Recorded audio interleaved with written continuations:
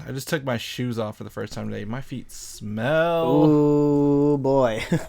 It's not a bird, it's not a plane, it's Superhero Slate. It's a modern podcast where we talk about everything that's great, like movies, TV, superheroes. It's Superhero Slate, oh yeah. Hello, everyone, and welcome to Superhero Slate, the show where we run down the latest superhero entertainment news. We love TV, movies, and superheroes, so let's talk it all out. My name is Chris Dillard. And my name is Mike Royer. And this week, we're looking forward to Brazil Comic-Con leaks. Ooh, I can feel the heat and humidity already. Yes, CCXP always takes us by storm. That's for sure. Star Wars almost had an entire script sell on eBay. Dang it, eBay. You are so close. So close. Green Lantern looks to be double dipping.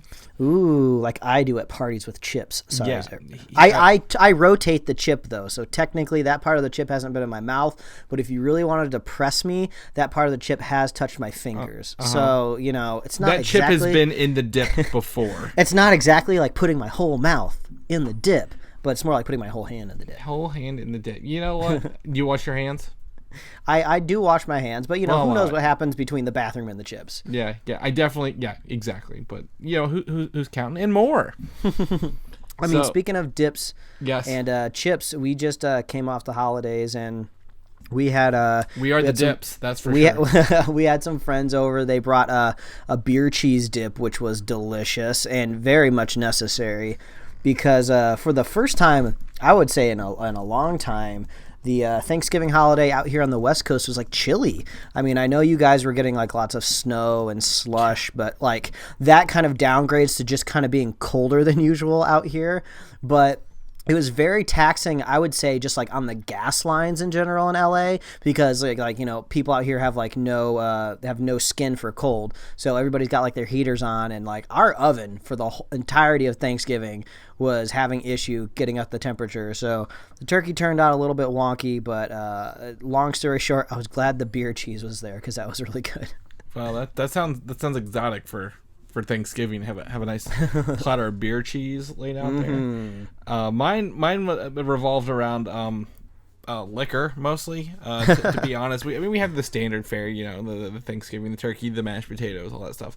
But my dad and my mom, they have we sold a cabinet, and it's full of just all types of liquor. And this year they had a bourbon blackberry whiskey. Whoa. And a this orange vodka that smelled like Tang as well. So I gotta dabble in some of that this week. Yeah, I mean you're in bourbon country, so you get a lot of that. You get a lot of those exotic tastes down there, don't you? Mm-hmm. Yeah, and it's always, you know, one of those things, like some people will have some drinks, some people won't. But it's like, you know, if it's here, might as well help myself. It's there to be had, is what I've been told. So yeah. Well, this sounds like the perfect segue for what I've renamed the top of the show, called "What Did You Watch and What Did You Eat?" Because that seems to be the number one thing we talk about.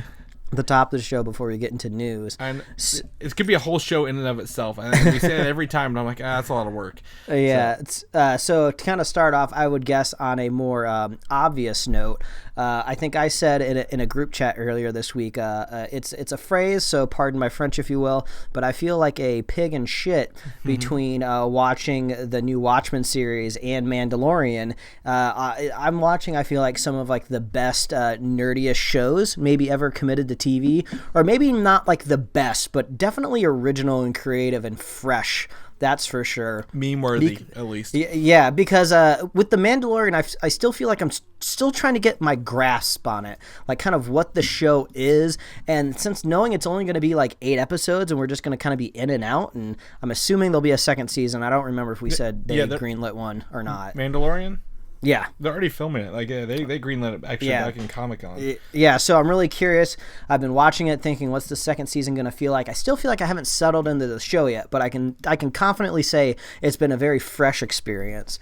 And then no spoilers for Watchmen here, because I want everyone to watch it, but wow, the last episode of Watchmen, which aired a week ago, so there's another one airing tonight, but the one that aired last week was amazing. I mean, if they put an episode episode up to be for your consideration to be nominated for the Emmys, it will be the one that aired last week. It was one of the most beautiful and unique ways I've seen like a flashback handled in a TV series. So, because I don't know if you've seen the episode yet, but it was pretty great. I am familiar with this episode simply because it is the talk of the town, if you will say, in the nerd communities. Yeah, there were some revelations in it as well. So, like, not only do you kind of get like a beautiful kind of like cinematic approach, but also you're getting like kind of some bombshells dropped on like the Watchmen universe. So, I mean, I'm sure people who are hardcore fans, they've kind of been all over up and down about this show, but man, I'm having a great time.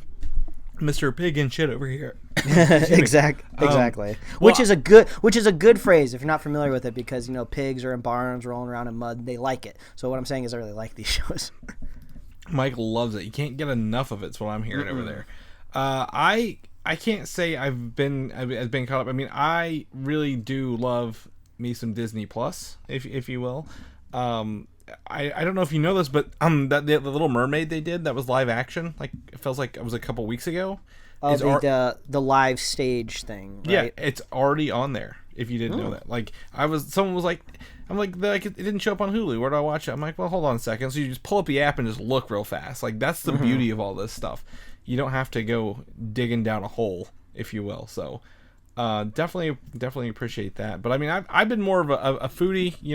Right now I'm sipping myself some limited edition Sprite Winter Spiced Cranberry, and much to Mike's disappointment, there are no other spices in here other than cranberry. Why do you use the word spice in it? Like, spice, you're thinking of the spice rack. I don't know about you, but I don't have cranberries in my spice rack. So, like, if you're going to say spiced, it's the holidays. Throw in, like, some nutmeg, throw in some cinnamon or something like that. Like, you don't just give cranberry, because that's not very original. I mean, Sierra Mist has been doing, like, cranberry, like, lemon lime soda for, like, years now. Like, I want to say almost a decade they've been at it. So, Sprite, you're very late to the game here. They are very late to the game. And that's probably why they couldn't give it any other name. They were like, cranberry Sprite's already taken, so what are we going to do? We'll just call it Winter Spiced. And one of the Spice Girls, I didn't know, little known fact, is one of the Spice Girls is Winter Spice. Okay. No, I'm kidding. The one that didn't make the cut. Yeah, the one that you don't know anything about. But yeah, so I mean, it's been good. And then I've also got to say, the other thing Mike shared with me literally like an hour after I bought one is the Holidew, the Mountain Dew holiday flavor. But I wouldn't drink it until December, and now it's December, and I haven't had it today yet, because I looked at it after eating some chicken tenders. I'm like, I'll drink this, and I'm like, oh wait, this is 300 calories a bottle. I need to pump the brakes a little bit, space this out, or I'm going to be miserable later. Yeah, I mean, I can't compare my Holiday Dew experience, but I walked down the street and I walked into my local 7-Eleven, and they didn't have any in the coolers, but lo and behold, they had it in slushy form, which is probably even worse for you. So I felt very much like a grown man buying the smallest size slushy that exists, which is very small, very child. Even in a child's hands, it would seem small. So I filled that bad boy up and I walked up to the counter, and I wasn't buying anything else. Some parts of the country, their 7-Elevens have gas stations. It's not like I was even buying gas either. I was like, just hear me, this grown-ass man, buying this tiny little slushie. Is it one down the road from your house? That yeah. Yes, exactly. Okay. Well, I mean, my thought process is, like, the gas station guy looked at you like you're literally Baby Yoda. Like some sort of drink. You're just like, your eyes are big. Like, I just want this little cup, please. I very felt much. I was looking up from down below the counter, but it was clawingly sweet. But very good. I mean, I like my sweet, so definitely is hitting that cranberry realm. But honestly, I would love to do like a double blind taste test with people if they could tell the difference between red flavored just candies in general, because it seems like cherries, strawberries, fruit punches, cranberries, they all kind of seem to taste the same. And I think the Dew had like some pomegranate in it too.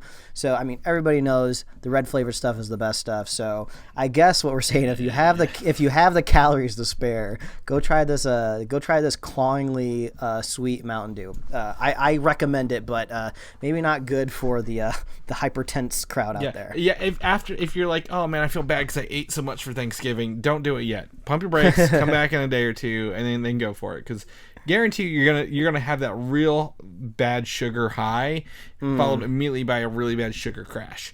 for that. What can you do in that situation? I don't even know.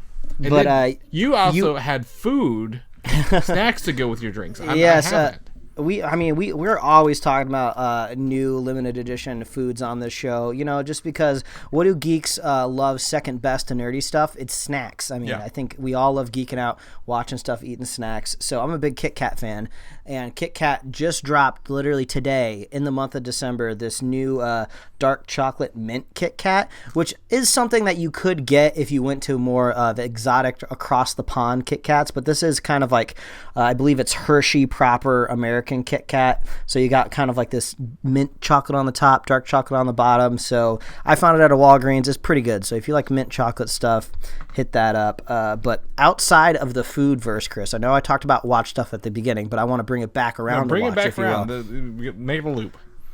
So bringing it back around to watch, it is officially the holiday season. Thanksgiving took a little bit longer, so I feel like some people started their holiday watching before they even ate their turkey, which is okay. Those sons of bitches. Yeah, if you're over on Disney Plus, there's actually a ton of holiday movies on there, like top tier stuff that was actually really hard to find and stream just last year. So you got like all of your Home Alones over there on Disney Plus. You got the Santa Clauses, which are high quality. Well, at least the first one. I don't know. I've never seen the second one before, but it might be fun to hate watch. And then you also got a brand new one called Noel with Anna Kendrick and Bill Hader. It's a North Pole Santa Claus movie. So we watched that one, and I don't know necessarily, in my opinion, if it's a Disney classic, but I talked with a super fan of the show, Jim, over Twitter. He said it was a cute movie, so I'm assuming his family dug it.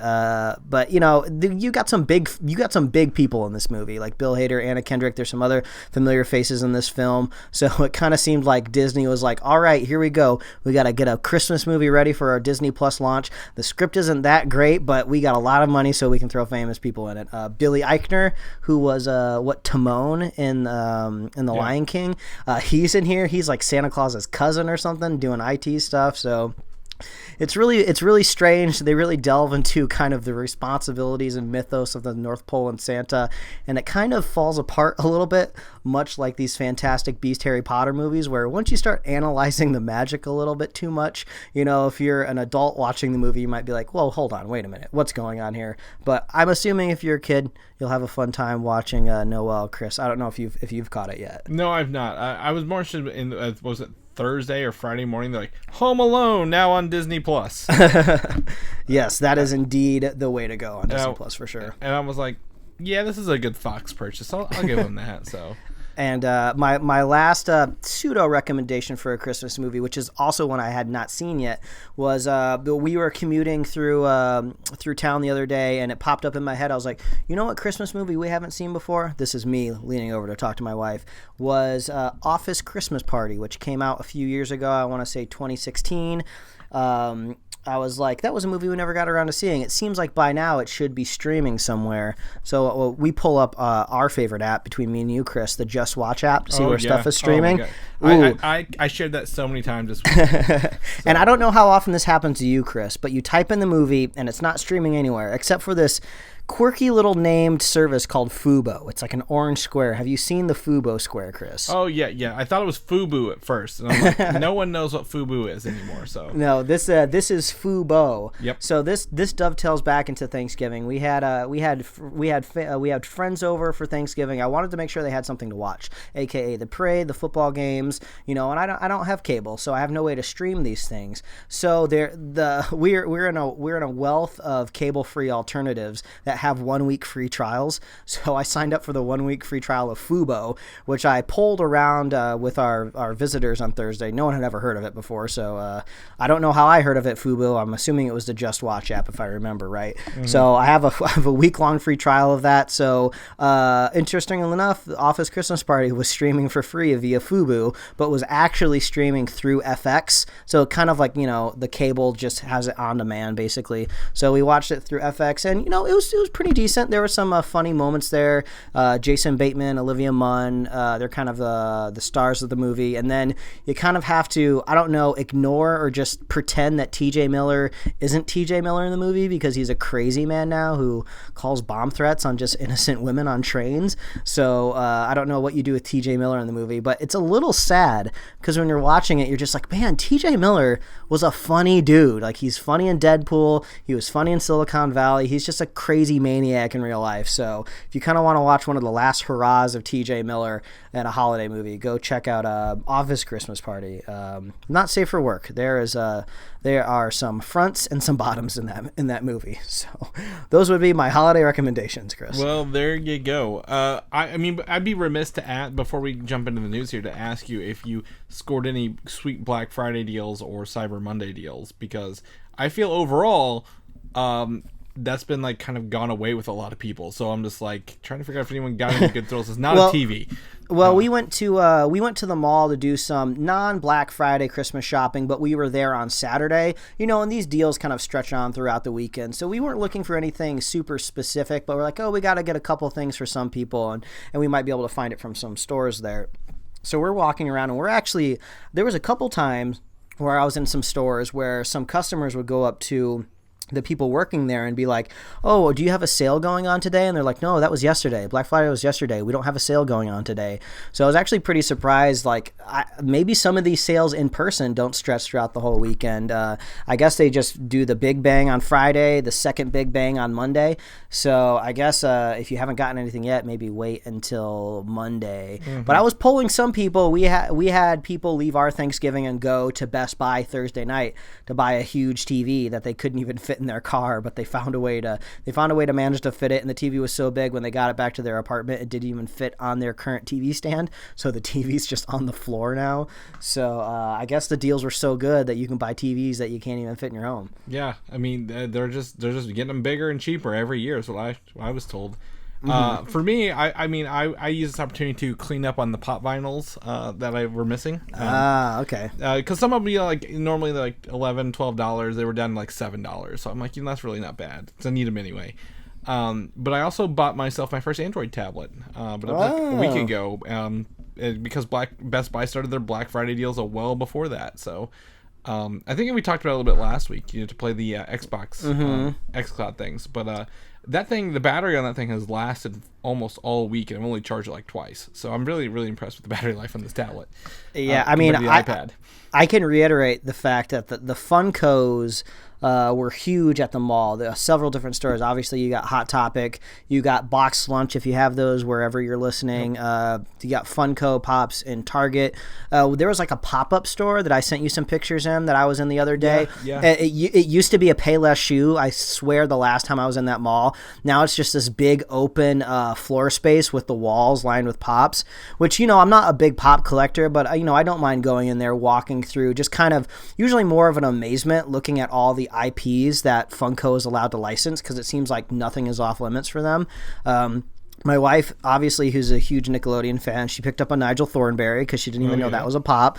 So that was a pretty good looking one. She also got a Steve Irwin, which is pretty cool. He's like holding a little alligator. I didn't pick any up, but this was my first time I kind of got to see like a larger selection of anime pops, which was kind of cool because usually I'm mainly seeing the superhero stuff that usually sells the most in the stores I'm in. So I was like, oh wow, I didn't realize they had so many anime licenses. So those pops were fun to see. And I usually don't like the visuals of the pops too much, but I sent you a pictures behind a glass pane and they're like collectible, more expensive pops. They had a Wally and an Ava, which looked really cool because the black Funko eyes work really well on those figures. They almost don't even look like Funkos. They almost just look like Wally and Ava from the movie. So I don't know how much those cost, but I think you told me that your wife Rachel has them. Yeah, well, so those two, the two Mike showed me, they already have them, but they were in brown boxes because they released those for Earth Day this year and one for Earth Day last year. Oh, and those are completely recycled boxes on those. Oh, that's cool. The brown paper bags.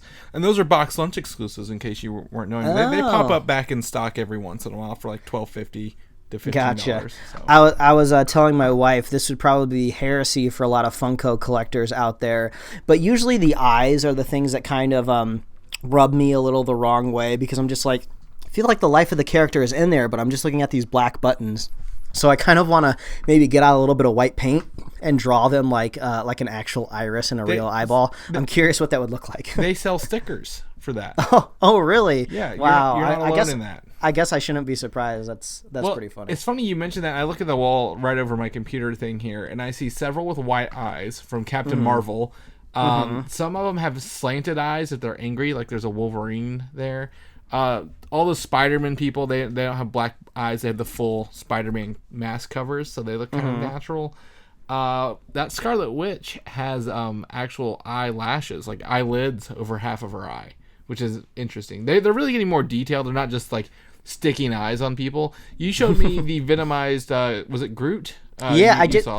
I'm assuming that is an adaptation from the comic book. I don't know where else it would have possibly come from, but I was like, that actually kind of made me go, I want to read whatever issue that came from. Venom, the symbiote on a Groot, that's got to be really rad. Now, I think there could have been one, there was a venomized series for a while, but some of those, there's like probably, I think 20 venomized ones now, and a lot of them were not from that. They were created strictly for the pops. Man, Funko's really flexing out there. They're just making brand new characters with Marvel IP. Yeah. The worst part was, two things. GameStop had Black Friday random boxes. They had a Spider-Man gamer, a Deadpool gamer, and a Groot gamer box out there. And but you had a 1 in 6 chance of each one of those being what we're called a chase, which is a variant.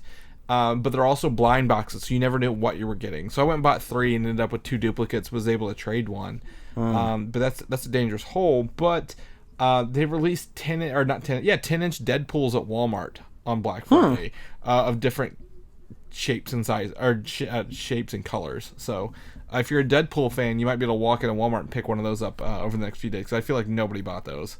Man, so. I mean, speaking of GameStop, I feel like I need to have a moment of silence for one of my favorite websites, ThinkGeek, because last year ThinkGeek was its own standalone website, and it was a great place to go when I wanted to give people gift ideas for me, because I'm a grown man, I have everything I need. People don't need to be getting me gifts, but people feel either obligated or very much want to give me a present for the holidays. So usually, if I couldn't think of anything, I'd go over to ThinkGeek and maybe go browse kind of through their genres or Marvel or whatever, and maybe find a cool collectible. But now I go to thinkgeek.com, and it's owned by GameStop, and they don't even have the website up anymore. It just takes you to GameStop, and there's just like a ThinkGeek header to remind you, oh, we bought them, but now you're just going to look through collectibles through our website. So I was very turned off by that just the other day. Well, I think ThinkGeek was bought out by them, I want to say probably 5 years ago or so. But then they got shut down earlier this year because they couldn't keep up with all the brick and mortar stores.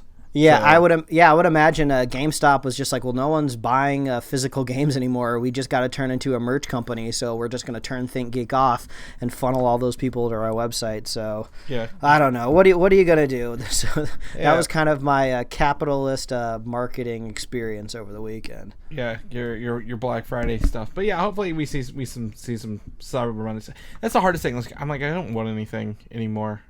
I'm good. What I want is some good news, Mike. How about that? Let's talk some good news. Good news, Star Wars is this month. We are in the month of Star Wars. Less than 3 weeks away. It's a great reminder whenever I open up my Google Maps, because it syncs and it reads all of my emails. I don't know if that's creepy or not, but it shows my Star Wars screening pinned on the location of my movie theater. So that's always fun to see. I mean, I mean, it's great, and I've got 2 sets of tickets. I think my in-laws are going to take them for my other showing, but I'm very excited. Word on the street is, just those out there, they are coming out with an R2-D2 popcorn bucket that doubles as a drink. It's got a cup in one half of it, and the other half's popcorn, and it opens up to the popcorn. I thought you were gonna say just also as a cup, so it's like, oh, you eat your popcorn and then you go take this giant tub over to the freestyle machine and just. Nope, it's 2-in-1 is what I've heard. So. Man, I feel like there's some dangerous moments where you could get some soggy popcorn or some salty drink. They're very well from the photos I saw. They're very, very dedicated, but I'm like, wouldn't your popcorn get cold from your drink. Yeah, or your drink would get warm. Yeah, one of the two. Whatever, one of them's winning out, right? Yeah, but like they're very, very separate. Like it's a hard plastic divider between them. So, but anyway, J.J. Abrams is doing something this week. I don't know where he is, what he's doing. Maybe early Star Wars press stuff. But the runtime for this movie is 2 hours and 21 minutes, which is the same length as A New Hope, and the shortest films in the entire Star Wars Skywalker saga movies. Which is just funny because like 2 hours and 21 minutes used to kind of be considered a long movie. But then I saw just over the weekend, The Irishman came out on Netflix, and thing's like 3.5 hours long. I actually saw a helpful graphic. I haven't watched it yet, but somebody kind of showed you what minutes to stop at. I guess you can kind of break it up into 4 even chunks pretty easily. So I guess, if you want to approach The Irishman from that direction, but 2 hours and 21 minutes, I'm totally down for that. I'm always looking forward to like a 90-minute movie. I mean, I just want to be distilled to the most entertaining portion. So 2 hours and 21 minutes, I nothing to complain about here. Not really. And honestly, if it was longer and no one liked it, everyone would be upset. So this is great. 2 hours and 20 minutes doesn't steam our broccoli, Mike, at all. So, but however, there was reports also. I mean, Abrams didn't point anybody out in this interview, but a copy of a script was found by a cleaning crew and was tried to be sold on eBay. John Boyega came forward, was like, "That was my script," but like, so the some Disney executive got on eBay and bought this script before anyone else could for probably an exorbitant amount of money. Yeah, I was poking around, and I don't know if all the news is coming strictly from the JJ interview, or if maybe an article or a journalist out there elaborated at some point. But JJ just said in the interview that Disney got it back. So I'm curious if Disney just kind of flexed its corporate muscles and just. I'm sure all of these high-power CEOs know each other. So Bob Iger probably just got on the phone and was just like, hey, you got our script on your website. You better shut that down and send that to us like right away. So I don't know exactly how that happened. It's hard to imagine that Disney actually paid for it, Well, I mean, my guess is, whoever a cleaning crew isn't going to know what the hell they found. Like I don't imagine that person be like, oh my God, I got the upcoming Star Wars script kind of thing. So they're like, oh, we got a movie script from a famous actor. My guess is that maybe like one of those Google News alerts popped up for them and like, hey, this item's here, because they probably knew it was missing by this point. But my guess is probably like, here's a couple $100. Don't tell anyone what you read in it. Like, hey, here's some money. Just don't tell anybody, and also sign this non-disclosure. So. Yeah, I'm kind of curious. That means if somebody had the script and they were selling it, because I read that I'm assuming some cleaner found it and then the cleaner passed it on to somebody else to sell it. So I'm assuming that second party probably knew what they had. So if they went online to sell it, I wonder if they opened it and tried to read it. I would assume if somebody was shady like that, they probably just skimmed all the way to the back of the page. So this is just a good moment in time to say it's officially time to start watching out for spoilers. Who knows, like if somebody out there is selling like stolen movie scripts, these people could be like 4chan people out there like spreading rumors. If he had the script, obviously this was at least a year ago, so who knows at least what's new and what's real at this point. So yeah, exactly. I thought the more interesting thing to come out of that interview, though, was JJ was talking about how Leia was kind of being held in this movie. They had they were using footage from Carrie Fisher from The Force Awakens, and maybe not as much from the last film. Last Jedi. It's like I knew Jedi's in there somewhere. So they said that they wrote the script and they wrote everything around the footage that they already had, even the lighting. So they didn't want to have to change anything at all. So now I'm kind of curious when those Leia scenes pop up in the film. I mean, JJ seemed very confident that these were like really great, and he was actually really surprised watching this stuff in the final cut of the movie, because it felt like, Carrie was very much still with them. So at least he's signaling that these very much fit in with the film. But I feel like when I'm watching it, I'm going to be kind of like looking at the borders and the edges, going like, okay, well, where did they have to write in? Is what she's saying organic to what we're watching in the movie right now, or is this just kind of seem like it's being written around what she's already said? So hopefully it's not too distracting either way, but at least he seems very confident in the Carrie Fisher Princess Leia scenes. Judging by the footage we have seen in the trailers, Mike, I'm going to guess it's like right at the beginning of the film. Mm-hmm. Like they're gonna be like, this is just write it and then just get it out of the way and then move into like an actual story that they like. If they start that, like they don't have to build around it.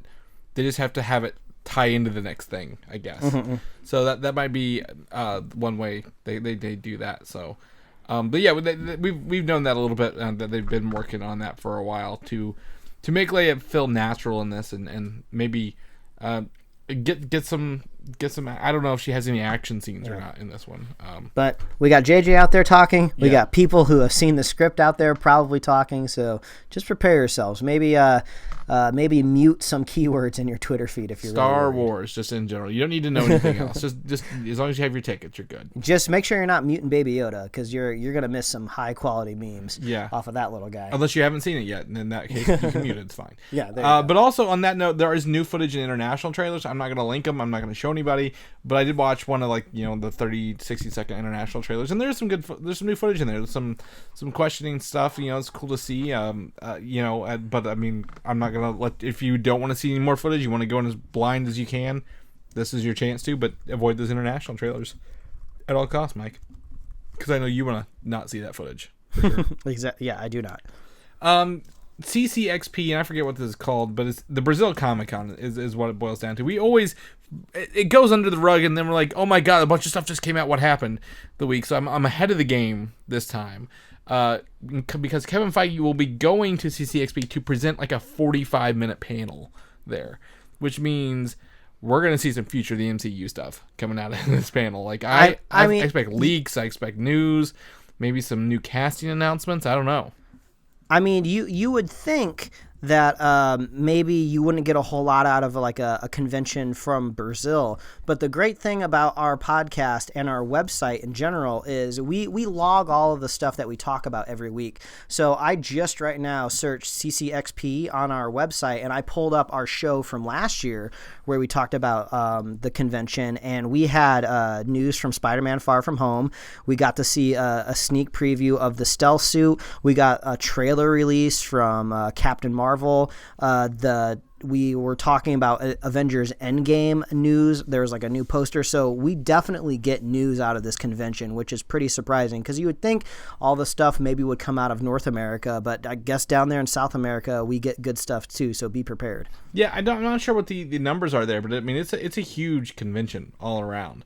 What I'm interested in seeing, there are rumors again that a Black Widow trailer will drop this week. So maybe I can see that happening. They have it there, or some extra scenes, some finished scenes. Maybe the first Eternals footage, a year out would be interesting to see there. And because it's Brazil, there's usually a few more leaks than the American ones. So, I'm going to be keeping my eyes on that and those notes popping up there, if at all possible. So yeah, Chris, it's obviously we got to get freshly tanned, we got to get waxed, we got to start saving, because we got to buy our plane tickets for Brazil next year, because, if we're going to go all the way to San Diego for Comic-Con, we better keep going south so we can hit Brazil. Yeah, they'll never notice. We won't stick out like sore thumbs at all, Mike, I promise. But speaking of that, yes, the Black Widow trailer is rumored to drop December 4th, which is in fact, Wednesday, I think? Or Thursday, I don't know what day it is. Yeah, we're recording Tuesday, here on the 1st for Sunday. Yeah, but I guarantee you, if it doesn't drop this week, it will at least be before Star Wars this month. Yeah, it seems like this would be a missed opportunity for Disney to keep the ball rolling on their big budget tentpole movies. So yeah, and don't forget, there's Marvel movies. It's essentially where we're at this point, because even Far From Home's been on DVD for a couple months. So when's the next thing? They didn't drop any shows on Disney Plus. It's Star Wars month, man. Star Wars, so give us... I wouldn't be surprised with the amount of effort and attention that they're putting into the Marvel Disney Plus shows, that maybe when these Disney Plus show trailers drop, this is going to be the first time I feel like a trailer drop is going to be a really big deal. Even when like trailers would drop for shows like, Daredevil or Punisher or Luke Cage, there was never the quite the same amount of fanfare, if you will. Things would kind of like slowly bubble up, and we might talk about it more and more the closer the show got to releasing. But I would imagine when the first trailers drop for these shows, it's going to be just as much of a big deal, and we might see them in theaters also as well. So I doubt maybe they have any of this stuff ready, but it would be kind of cool to go see Star Wars, and then not only do you get a Black Widow trailer, but maybe you get a trailer for Falcon and the Winter Soldier. That would be rad. Yeah, I mean, who knows what they could be doing, or will the post-credit scene start tying into the Disney Plus shows instead of just the next movie overall? So I don't know. There's a lot of questions, and that's the best part about being in this phase is they're not repeating phase 1, 2, and 3 again, Mike. They're not doing it like they have a whole opportunity to do something different and play with that. So I'm really excited where they take it. Which gives us to the next point, WandaVision here. The rumor is that the character villain Nightmare will be a villain in the show, and this villain would also rumored carry over to be the villain in Doctor Strange in the Multiverse of Madness as well. Oh, now that's interesting. So, maybe that would kind of help lay the groundwork for trying to explain origins of villains. Because even though we have this very flush universe of heroes that have been explained already, we don't have the explanations of the villains kind of ready to go. So, yeah, maybe kind of putting in the groundwork on Disney Plus might be a good way to go. Obviously people be out there complaining that like, oh, you mean I have to watch WandaVision before I go watch Doctor Strange? Hubbub, but it's just like, come on. We've said it before. A month of Disney Plus is cheaper than a single movie ticket. Just do the thing and watch it. If you don't want to watch WandaVision but you want to watch Doctor Strange, you don't get the complaint. You know what you're getting into with these movies. But again, they could probably stand on their own, and I don't think they'll all have to be connected. A lot of the other movies do. But Doctor Strange is in fact a sequel. WandaVision, they've been in other movies as well. What's interesting is, Nightmare is a ruler of the dream dimension. And he has like the ability to feed off the minds of like dreaming beings. So he's kind of like what was that, the DC or Vertigo comic Sandman. So maybe they're trying to beat Netflix to a Sandman style character. Oh, jeez. But also, if you don't know there's someone ruling or powered by dreams and dream power, that'd be an interesting villain to deal with at the end. All I know is I'm ready to see some more badass magic, especially from Doctor Strange, because at least the way he manifests his magic, it's very interesting and unique. You might be seeing like chains or just like random stuff. With Wanda, I feel like I've only seen red energy, which is very powerful, so that's very helpful. But I'd like to see maybe some other ways that manifests in her show. Yeah. And like really, what is the main villain of that show? Is it herself or somebody else, like you said, pulling her strings? So interesting. Moon Knight, here's another big rumor, is we'll introduce the character Werewolf by Night. His name is Jack Russell, which like a terrier, name, right? Yeah. So Werewolf by Night was introduced in the Marvel comics of Moon Knight, and he has some ties to Blade and possibly Morbius.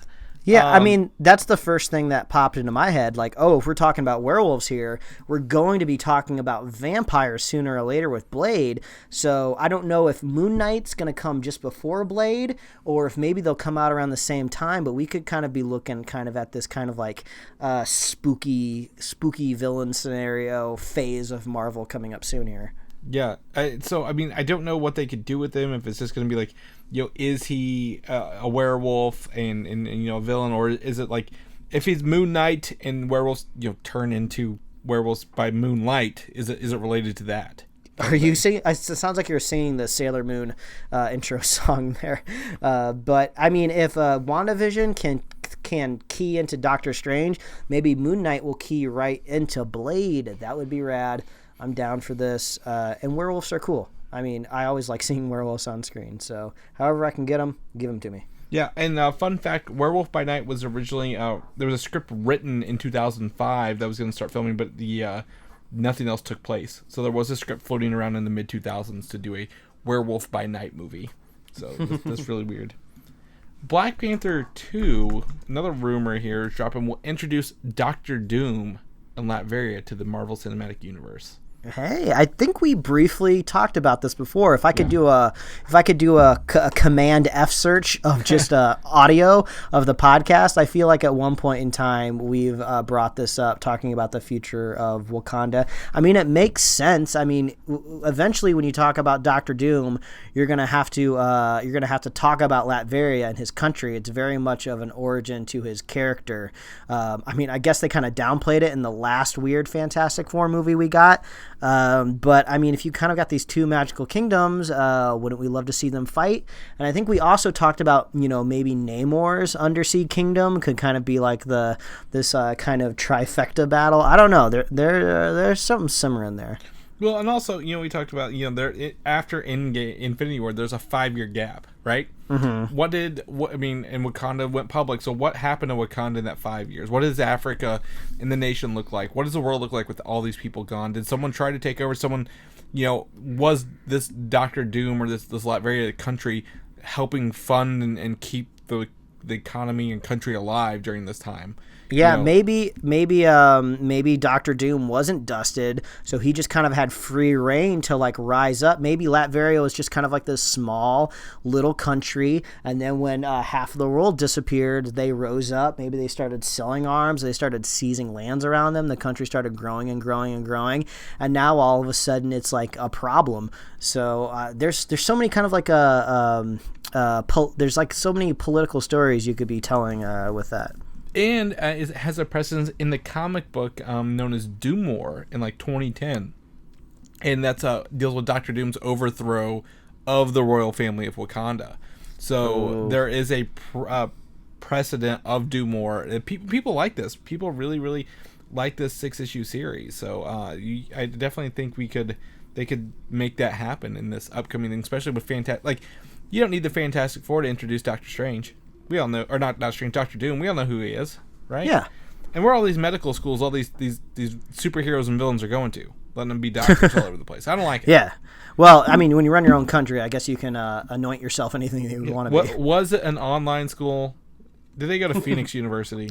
He went to Phoenix University. I mean, he paid up. I mean, he got to the degree, so he's good to go. While being a working man.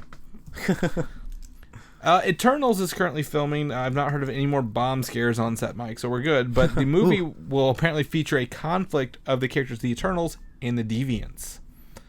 Do you remember who the Deviants are? I feel like every time we talk about Eternals, it's like I'm back in like class and like I'm getting a pop quiz from you, my teacher, and I'm just like, okay, what were the Eternals again? Like you always think that they're aliens. They're not aliens. They're very much earthbound. But then there's Deviants, which are like it's like Kingdom Hearts, and it's like they're like the heartless version of them. They're like the bad guy version of the Eternals. So the Deviants, they're not the Celestials, right? Correct. So the Celestials created the Eternals and the Deviants. They are two results of their messing in human evolution. So the Eternals are like godlike power and like physically beautiful, and the Deviants are like very hideous and like they like have some sort of physical or mutation. But like the rigid chin of the Skrulls and Thanos, that's part of the deviant gene. Oh yeah, I remember you bringing that up. I guess the only thing that I would be worried about here is kind of the same thing that we saw in the first Ant-Man movie, or that we've seen in Black Panther, where the bad guy is just kind of like an alternate color shifted version, that they're just kind of fighting themselves, but the other half just happens to be bad. But I guess, visually it seems like they could look very much different. It's not just going to be like Yellow Jacket who's in the same suit, but it's yellow. Yeah. Or it's not going to be like Killmonger, who's literally almost in the exact same suit, except it's a little golder and not purple. So yeah, it would be kind of cool maybe if they looked a little Thanos-y, and I don't know, maybe they could tie that in there somewhere. Who knows? But also the thing is, like you said, they're not beautiful people. Their mutations give them like some sort of ability, but it's not like it's never like the same ability per person, because it's a mutation, not a something. So we could see like I guess a classism, or like classes, like the Eternals will like think they're above everybody, and then the Deviants were like maybe they're slaves or something. I don't know, because they're not. There's something they could do in there, because this movie's gonna take place across thousands of years. So, but The Deviant War would be interesting to see. Why do we not know about all the Eternals? what happened, what wiped out a lot of them, what made them go into hiding kind of thing. I just hope they can...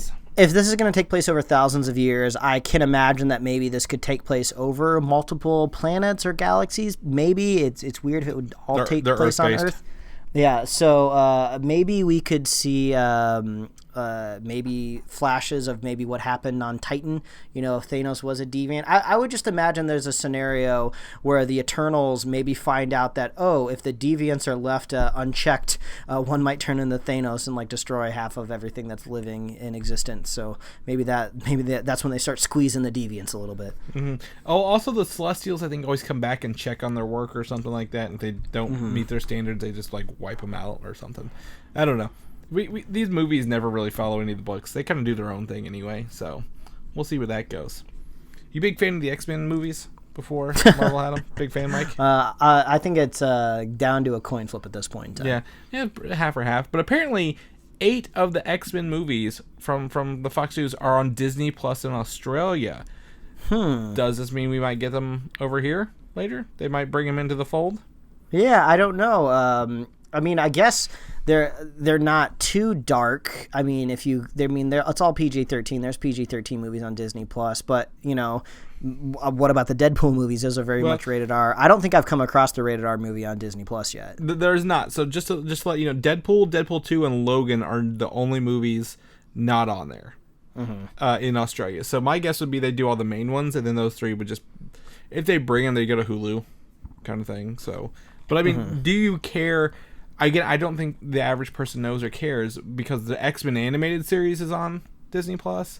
Sorry, every time I hear that X-Men animated, that just pops up into my head. Yeah, so everyone's like, do you want to skip the intro? I'm like, no, I don't want to skip the intro. But I don't think the average person would know or care if the X-Men movies are on there. Simply, it's just a streaming service rather than having to go to the Marvel tab. They could live under just generic movies. So take all of your desire that you want to watch these live action X-Men and just pool it into X-Men the animated series. Because I'm telling you, Disney's, they got the analytics, they got the receipts. Watch that show over and over and over and over and over again, and then I bet they'll greenlight another series. It just seems so iconic for them not to want to do it. I think your nostalgia is betraying you because that does not hold up as well as you think it does. So maybe if they do something new with it, but some of that stuff is weird as hell. So I'll tell you that right now because I've watched several of those episodes so far. But anyway, if you guys want your X-Men movies on there, let us know. I'm interested to see if anyone cares at all or not. Maybe if you watch X-Men the animated series, they'll release New Mutants on Disney Plus just for you. They'll be like, this person wants it because they keep watching the animated show over and over again. That sad person. Umbrella Academy, one of those, Mike talked earlier, to use his phrase yet again, pig and shit. One of the best shows I think this year, Umbrella Academy. Season 2 has wrapped filming after 6 months of it for the Netflix show, which means I think we're probably in for season 2 on the releasing on the, I guess, anniversary of season 1, if not before. Yeah, I believe it came out around Valentine's Day, season 1, so I can't imagine why they wouldn't want to hit that exact same week, since we don't often get numbers from Netflix, but they said that it was performing exceedingly well, better than some of the other superhero shows kind of in network TV. I believe they were compared to The Flash, doing better than them last year, so bring it on, season 2. I'll need a refresher for sure. Maybe the Netflix recap of season 1 won't be enough. I'll do my thing, where I go on YouTube and I look for kind of like fan-made recaps of season 1, because a lot happened, and I don't quite remember everything that went down, so I'm excited for season 2. There's time travel and people who wear bear hats. There's monkeys, and there's like squid ghost arms, so there's a lot to catch up on. But does it matter? Spoilers for the end of this, you can jump ahead if you want to, but at the end they just time travel back and redo it all. So do you even need to watch anything again? Yeah, I don't know, man. Starting fresh, season 2. Just jump right in. The Batman, the movie, from this report from Variety earlier this week that says, contradictory to previous reports that only a handful of scenes are actually set in Arkham Asylum and not the entire movie, despite the number of villains they keep Cassie. I mean, I guess I missed that rumor when I blinked for a second because I didn't know that there was something floating around that the movie was mainly going to be taking place in Arkham Asylum. So I guess we whiffed that rumor segment on the show. Yeah, no, I mean it was one of those things. I mean, we were gonna say it was either following the Long Halloween or there was another story where he's just literally in in Arkham Asylum the whole time. I think the story is literally maybe just called Arkham Asylum, but man, that book is crazy. The art in that one is just all over the place. It's very surreal, very creepy, and that would be a hard tone to match on a film unless you went extremely stylized, like something like in the realm of like Sin City mixed up with a weird like expressionist film. So yeah, I'm fine if the whole movie's not in Arkham. That doesn't bother me too much. Yeah, maybe a sequel. I don't know, but I mean, yeah, have some fun with it. I mean, I think the Arkham games are fine, but nah, that'd be a claustrophobic movie for such a large cast, for who they have. But on that note, I know we have Superman fans who listen to the show. Apparently, there's no Superman film on the radar to hit screens before 2023 at this time. Henry Cavill's busy, man. He's got The Witcher coming out soon. If that goes really, really well, I'm sure he'll just roll right over into season 2 production. Well, they've already committed to that. Last week or two. So, and I believe he did. I don't remember if he died or not in the last Mission Impossible movie. I'm trying to remember. There's no body, but he fell in an exploding helicopter. He got that hook in the face and everything. Oh God, that's right. Oh yeah, I'm pretty sure he's dead.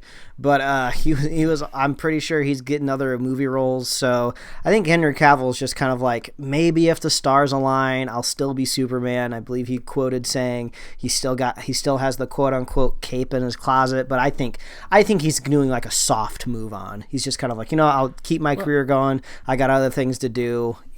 Well, I mean, if you're going to do it, because it is by 2023, it'll have been 10 years since Man of Steel.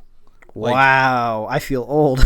Yeah, so you're like, oh, so there's no solo movie in 10 years and you're still the same actor. Like, quit dragging your feet with him. Do something with Superman. Like if you're going to, even if it's, your last attempt wasn't good, at least do something with him. Get someone in there who wants to do something and do it. Like, because otherwise you're just wasting the character. Ooh, Henry Cavill, if he came back, I'd watch him. But they gotta not Batman v Superman that guy.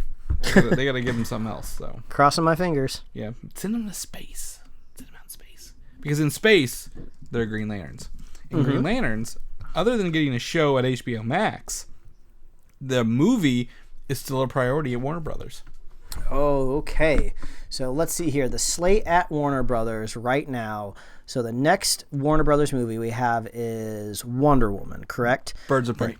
Birds of Prey. Okay, I was gonna say Birds of Prey would be next. January, so we got Wonder Woman, we got Birds of Prey, Suicide Squad would be coming out. I don't know if that's after next. And then is Aquaman or is it Black Adam that would be next? The Batman is the same. The Batman. Then we might. Then either Black Adam or something like that. And then Aquaman and Black Adam. And then possibly Shazam too. Yeah, such a crazy slate of Warner Brothers movies. But the funny thing is, if you kind of look back and you think about kind of like these ragtag characters that might be a little bit more B class, like Shazam, the MCU kind of started out in a similar way. I mean, not to their choice, they started out with lower tier characters, so it's not unheard of for a movie studio to just kind of take a good story for a character and just elevate them. So it's cool that Shazam is getting elevated. Hopefully Black Adam will get the same treatment. Maybe we'll return to Aquaman and he'll be badass still. There's a lot of interesting stuff. We'll get a Joker 2 at some point in time. That's gonna happen. Oh Lord. But Green Lantern, I hope they do him justice. The thing is, I really like Green Lantern because he's a sci-fi character in the DC world, which doesn't usually dive into sci-fi too often. And again, if knowing Superman and what was his name, Doomsday, and they're all aliens, right? Like aliens exist. Why not explore that a little bit? And Green Lantern would be a great movie to do that. And what they could do, and because there's been so many people who have been Green Lantern, was Hal Jordan or Guy Gardner or I can't think of the other one's names. Kyle Rayner. What's the other one? The one that was in the cartoons all the time. Jon Stewart. Like they could have two in the movie and then two in the show and not have the same characters at all. Yeah, that's true. They could tie it in together if they wanted to. I don't know if they will or not. But Jeff Johns, the guy who worked on Green Lantern, I have a lot of his Green Lantern stuff behind me right now, actually on my shelves, will deliver the script before the end of the year. So he's got a month left to give them a Green Lantern script and see if they do it.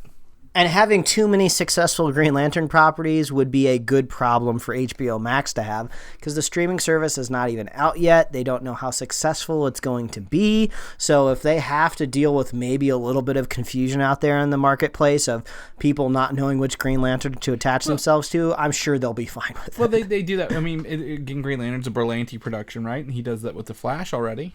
Mm-hmm. Not a problem at all. So I mean, have some fun with it. He's got a green ring and he makes things. Go Green Lantern. But also J.J. Abrams and his Bad Robot Company, because of their deal with Warner Brothers, will have a first producing dibs on this movie as well if they want to. Hey, it's never a bad idea to have J.J. Abrams kind of give you notes on a script. He would go Star Trek, Star Wars, Green Lantern. Very similar here. You know, a bunch of space stuff, a bunch of space people. So I'd be down with that. In fact, I tell you what, put J.J. Abrams, let him give some hints to Avatar, the movie series. Apparently, there's a big post saying they did the last live action day of filming in 2019, which means that there's probably more filming going on, and they're just taking a Christmas break because Hollywood shuts down for like the holidays. Yep. But it appears to be a submarine-looking machine, a big boat, probably not the Titanic, despite James Cameron's involvement, and a bunch of blue underwater effects here. Yeah, I think the only thing we know about the next Avatar film, it's supposed to be very heavily influenced by underwater exploration, which is something that Cameron likes. Who knows what the subsequent movies will end up doing? But well, is this even two? Because I think they're filming like 2 or 3 of them at the same time. Yeah, I thought maybe we did have that report a while ago that he was just filming all of the live action stuff at once. And then they would kind of go through and make all of the movies out of it. I mean, that could be possible. I mean, Cameron is a master movie maker. I mean, we know his name was attached to the last Terminator movie, but he didn't direct it. And apparently there was a conflict between him and, what was it, Tim Miller? Tim Miller. Who directed? Yeah, I read an article, I think it was in Variety, about how they clashed, but they were still friends. And when they're in town, they still get beers together. So I guess Cameron's very much a visionary still. So yeah, like you said, I'm really curious. Are they doing the live action filming for all of it now? Yeah, and then also, I mean, we are literally a year away from the second movie. I don't know if you knew that or not, because it's December 17th, 2021. Or, no, I guess we're 2 years away. Sorry, 2 years away. It'd be 2 years. I keep thinking it's 2020 already.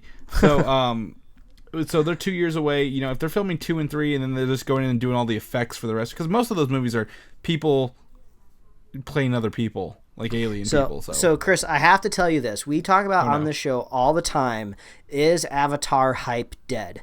Who, like this movie, it seems like it came out a long time ago. Everyone just said it was basically Pocahontas, and then they moved on again, and they just chalked up the box office to, just the 3D gimmick. Yeah. But I mean, at first I thought maybe it was just the Disney algorithm trying to fudge things. Like if you go look at like popular, all of like the categories that Avatar might appear in on the Disney Plus app, it's very much in the trending, popular, hit movie section. So people are watching Avatar on Disney Plus. But if you're a little worried, thinking that maybe Disney is just fudging the numbers to make it look more popular. Like I said earlier in the show, I have the Fubo streaming live cable random service that I'll only have for a couple more days. But if you look at their hit trending movies on Fubo, you see Avatar on there. So people are out there still watching this movie. So maybe it's not really important to us right now, but it seems like people have access to it now and they're re-exploring it. So I was looking through. The only way I'd watch is if I didn't have to pay for it. So well, I might watch it, but man, I'm not excited. Well, I think we've already promised the listeners that we will indeed do kind of like a recap spoiler cast, something for the first Avatar film. Because I mean, if we have all of these films coming out, we gotta be versed in what's about to happen. So it looks like we'll be able to watch it for free. What if that next one bombs and they got we already got 3 more done? Like it's hard. It's honestly hard for me to imagine that it bombs. Yeah. I feel like with everything built in around it, I can agree that it could end up being just a very, very bad movie. But I feel like this is kind of like, at the very least, it's going to be like Transformers formula, where they'll keep printing money whether people like it or not. So. I mean, who knows? With Disney taking over, Disney's not going to put out their December movie and make it bad. They might make them redo something. Yeah, if Disney is great at anything, they can turn any property into, at the very least, mediocre. So I'm hoping for better, but I was looking through the tweet thread, and the Avatar Twitter account was responding to people, and people were like, hey, when are we going to see a trailer? And they're like, oh, sorry, it doesn't look like you're going to be seeing anything soon, but looks like they're kind of committed to releasing more stuff for the public next year. So be on the lookout for maybe some more like set photos, I guess. Yeah, set photos. I mean, maybe. I mean, we have the kid actors. I want to see what they look like as Na'vi. I played a game yesterday, a movie game, and someone said the spirit god they prayed to's name, like his clue was one word for Avatar, and I'm like, you didn't say Pandora or Na'vi or anything like that. I was very lost. So anyway. In other news, lastly here, King Kong versus Godzilla pushed back 8 months to November 20th, 2020. I don't know what it would have been around to push it back from March to November. My guess is possibly some reshoots or CGI enhancements for this movie. I mean, I'm interested in seeing, it's the fourth movie in this little franchise here. Like, what are we missing? Yeah. I mean, at this point, I think I'm just gonna do what I'm gonna do with I did with the other movies. I mean, I didn't see them in theaters. I actually haven't seen the King Kong movies or the Godzilla movies. So at this point in time, I might as well just go in completely blind and watch Godzilla vs. King Kong with no backstory whatsoever, and just kind of see how it holds up. Might be a fun experiment. Yeah. I mean, I definitely agree. So, yeah, that's it. I do want to add one thing here. The last bit of news, Mike, it's not related to this. However, Thor Ragnarok and The Last Jedi are joining Disney Plus this week. Oh, this week. Oh, well, that was funny because I was just on Netflix, I think, earlier today, and when I was scrolling through, I saw that they're still prominently putting Star Wars The Last Jedi up front. So, well, it might be, maybe it's this month. I know Ragnarok is this week, so maybe Star Wars is later. Maybe they wouldn't drop them both at the same time. I guess they wrote that contract just right for Netflix. Big, you're going to lose this movie just before the next one comes out. I'm sorry. The Last Jedi is December 26th. There we go. Well, you're gonna have to just try real hard to remember what it looked like. I wonder if there's gonna be a gap. Like, is it gonna be turned off of Netflix and then like an hour later is it gonna be on Disney Plus, or is there gonna be this weird nebulous zone where you can't stream it anywhere? I don't know. That'd be interesting. What's weird is I'm looking. There's a trailer that came out to today, like literally not too long ago. No, this morning. About the Disney Plus movies that are coming out and shows. Like, hey, here's the things coming out this month, and they're not in release day order, and that's freaking me out.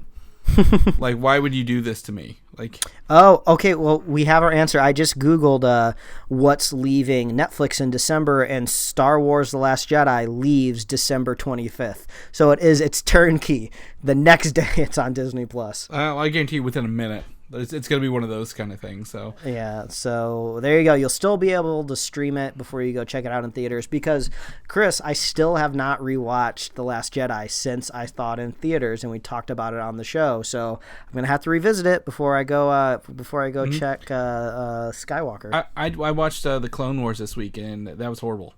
That was a horrible experience. Golly, I thought it was better than Phantom Menace, but it is not.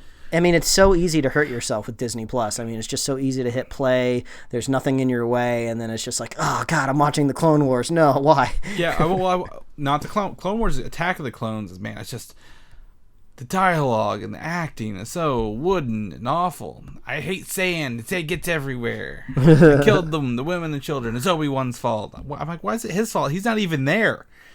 He's off on Kamino fighting Boba Fett's dad or whatever. So.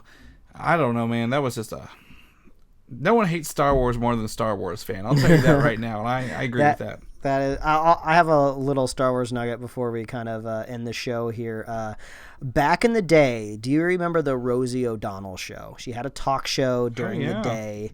I don't know why I watched this show. I don't know if it just happened to be on right in the middle of the day, kind of when I got off the school bus. But I remember watching a hefty portion of the Rosie O'Donnell talk show.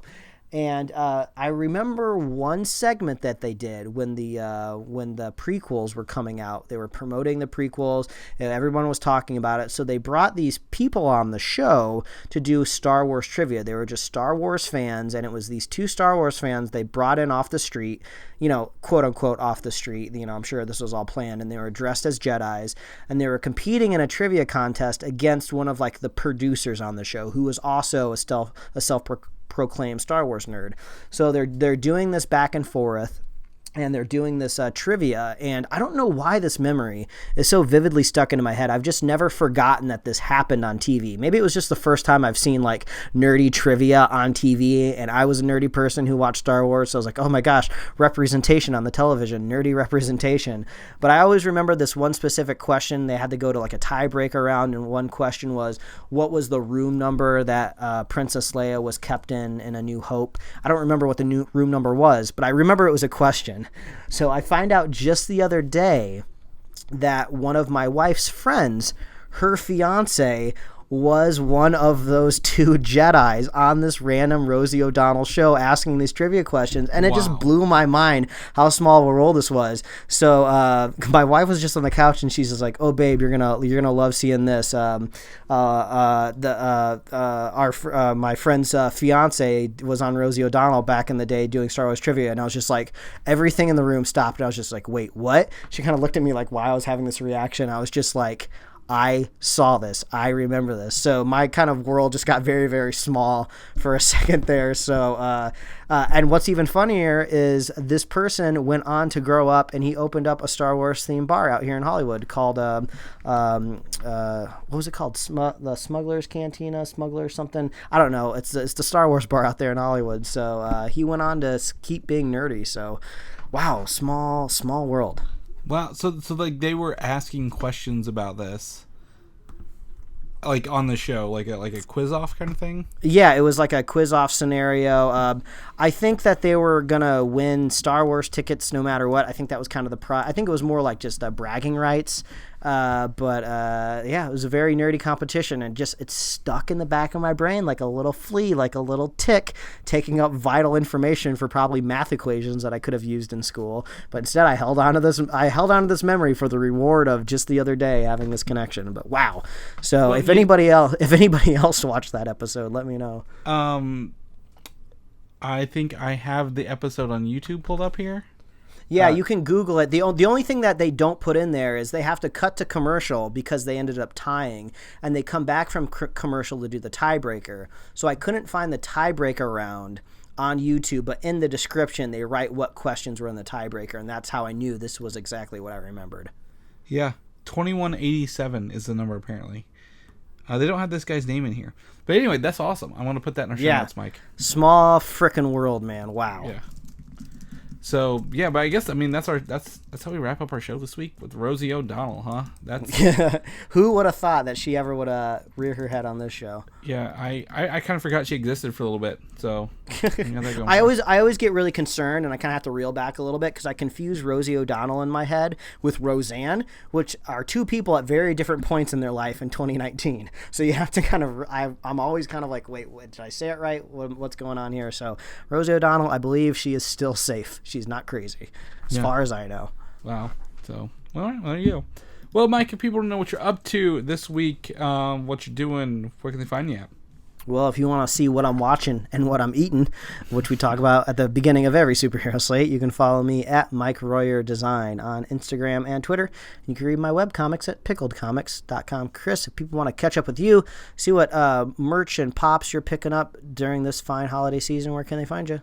You can find me on Twitter, Valdan, Valdan, or Instagram, Valdan87. You can also have a Comic UI.